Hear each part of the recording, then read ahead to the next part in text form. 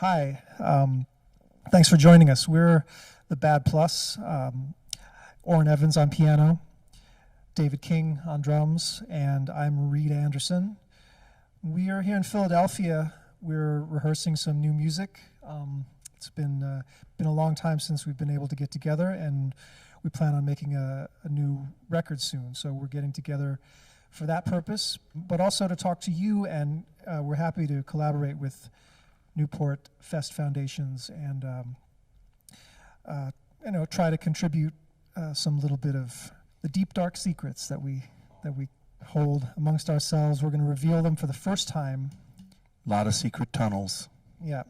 So these are the secrets that a lot of people charge a lot of money for these secrets, but we're just going to give them away. Yeah. Because we're more altruistic than a lot of other bands. Newport deserves something from us because they've given us a lot.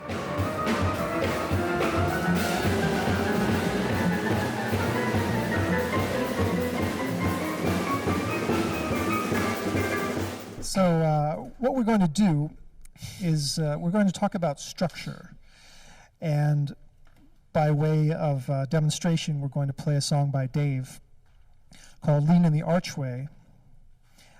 So we'll play the song, and then we'll kind of talk through it, talk about structure, talk about the sections. Break it down. We'll break it down. Okay. This is "Lean in the Archway" by Dave King.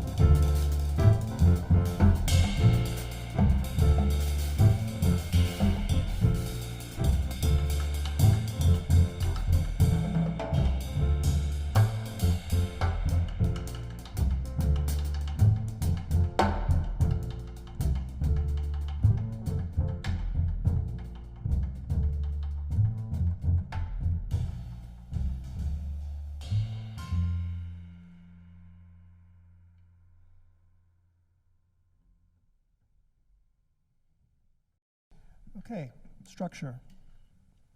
Yeah. Dave? Well, that piece has a lot of different types of structures as far as the way this type of music is put together. The beginning has this sort of, melody and this sort of jagged rhythmic concept that is quoted a little bit before we kind of settle into it at the very end of the tune, which is kind of an odd time signature thing. I don't even know what time signature that's in. Do you? It's in an odd one. Took us a minute. Took me a minute. But almost, and also this sort of almost like some gospel style changes at the end. That combining that with some odd time signatures is something we mess with sometimes. Just kind of a mixed media style piece. And we kind of play through the beginning, right? And then we get through and we have a little bass solo, which is more of an open form of playing. No real structure of time, but sort of more of a structure of playing together compositionally. So in a way, the way we play kind of free music together is where we're really, no one soloist, we're all really kind of listening. So that's another structure in itself, is kind of being able to play rubato music, but also implying time and forward motion. So all these different tools we use within this tune, it's actually kind of interesting. Some of our music, it's like one of those that covers a lot of bases, I think. Yeah, and I guess now that just thinking about it, structure is a very big subject, Yeah. I think one thing that this song demonstrates is that there are some very clear sections, Yeah. like there's, you can hear it moving, like, bam, here's one section, here's another section, and that in itself is kind of a tool that's employed. Like, we certainly embrace that a lot, of just this idea of like really clear things that happen. And there's this thing that people say sometimes is structure provides a certain kind of freedom. Absolutely. Right? And I think that just having a structure that is interesting, that in and of itself is compelling, then when you're like deeply involved in the music and you really deeply we're sort of imbibed that structure, Yeah. like it becomes a part of who we are. So then when we play that, there's a certain confidence on top of that we can kind of, it's called lean in the archway, right? So an archway is a structure. Exactly. And it has to be well built if you're going to lean in it, because if it's not, it's going to fall over. Oh man, so it's pretty literal. Yeah, that was pretty good, Reed. Yeah, that was nailed. In all honesty, you worked hard on that one. Yeah, and we are fans. I'm an educator. I think all of us as composers, maybe Warren can speak to this more, I've noticed in your music as well, but we use codas a lot. I notice all three of us like the coda as a structural concept in the music. A good coda is like right? Wasn't that a coda that we played? Isn't that technically a coda? It was, but also structurally speaking, the coda relates back to exactly. It's thematic. One of the sections, so Yeah. it's not just a random thing that you Right. put together. It's architecture. It has Right. a purpose. Right. And that's where when we're putting these sectional pieces, the way that it's ordered, even there's a through line of there's quotations and through lines, and there's a harmonic through line that we definitely use when we're blowing on it. I know you. And also, for me, even especially with a tune like that, I think to get me through it, to help get it in my system, I'm thinking about it as a story, and how and I don't always ask the composer what the story is, because that may get in the way of what I'm thinking to get through it. So when I think of Archway, I instantly went, especially with the ending, when I heard the song, I went to church. So like for me, memorizing this song was easy, because it just sounded like the process of my Sunday morning as a kid. Like I was asleep, and I was hoping that my mom wasn't gonna wake me up and say, let's go to church. And that was like, that was her feet coming up the steps. So like she's coming, she's coming, she's coming. And we get into the melody, it's like all of the reasons I'm trying to think of, what, like, is my throat hurt? What? I don't feel like going today. Like everything. That's me thinking of all the different reasons totally not to go cinematic. there. And then we get into this solo section, and that solo section is me just being there trying to, I'm here now, so let me just figure out, like, maybe I'll draw, like, as a kid, you know, maybe I'll just, I don't know, the sermon might not be too long, blah, blah, blah, blah, blah. And we get to the end, and that joyful music is not just because the service is over, but it's also because I got something out of that day, and now I'm going to go outside, and the water ice guy was always right outside my church. So, like, that's my process of, like, the structure of that song. That's absolutely unbelievable. We've never discussed this, but you know that's exactly what it is. And Lean in the Archway, the title infers this sort of, like, do I commit to this church? Like, do I believe this? Do I feel this? Do I go all the way in, or do I whatever? And the end is this sort of, like, the end of church thing. Yep. And of course, all of us title our music with a certain story, but we sometimes don't discuss it, and that's exactly the feeling. Really, truly, did come from that. This end promenade, this sort of like I remember feeling very relieved when church was over every Sunday. I mean, it just felt great to go watch football or do whatever, you know. Identical feeling. I'm sure we're not alone there. But also, interestingly enough, that I think in terms of, you know, talking about structure, the one thing that this song has that has already been mentioned, it has a free improvisation section, which is, you know, it's a lot of what this song is that free improvisation. But, you know, improvising freely, what we're doing is we're collectively trying to, you know, honor a structure. You know, we're listening to each other, and we're trying to create something that has a structural integrity in and of itself. It's not just a bunch of random, like, oh, now you're free to go and do whatever you want. It's really a big responsibility to take on that, you know, like, okay, we're going to create something that has, like, it has a logic to it. It doesn't necessarily have a, you know, it doesn't have a written, pre-composed logic to it, but it has to have its own logic somehow and be going somewhere, and, you know, it has to have a beginning and an end that makes sense. You know, we're always trying to achieve that. Absolutely. Yeah, heightened responsibility, really, when you're playing that way in a group and doing it, hopefully doing it well, is a lot of listening and thinking compositionally, structurally. That's kind of what I meant, like, sort of like, you know, you always know the great players that can play really well free. I'm not exclaiming that about myself or us, but I'm saying we do that a lot.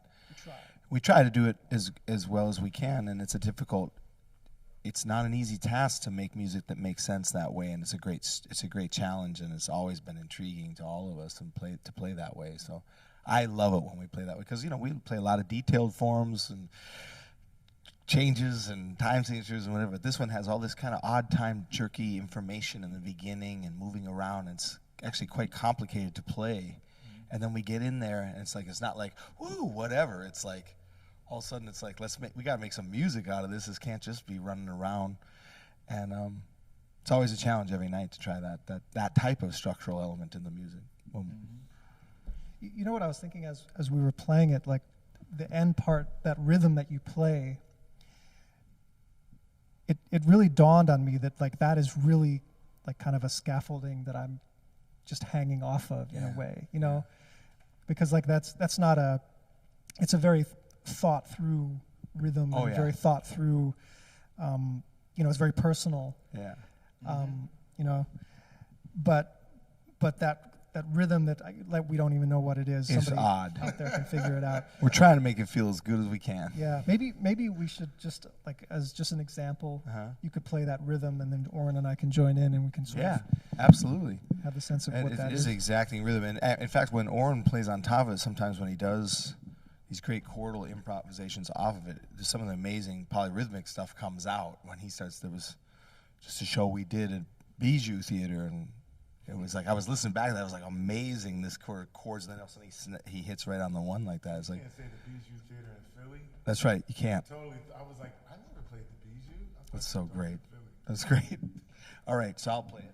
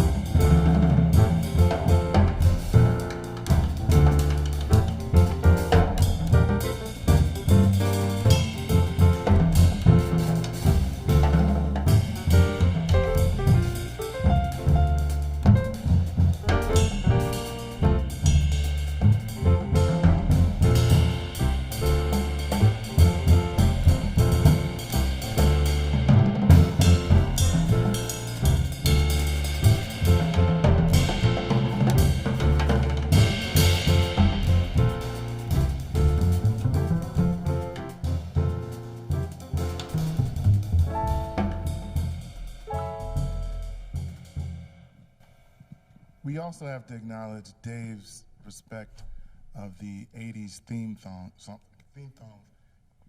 It does have that vibe. Like when we finish that song, I want to be like, roll over, Ubu, or whatever. You remember that? Like, you know? Do I remember? I told you I have 2 compositional concepts in my entire repertoire. One is intervallic notes just running into each other here and there, like almost like a Joy Division tune, or Mike Post. There you go.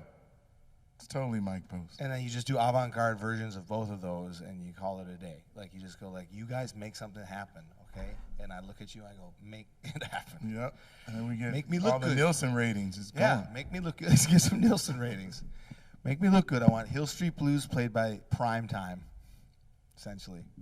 Oh, wow. That's a good one. You heard it here. And that's structure. Thank you.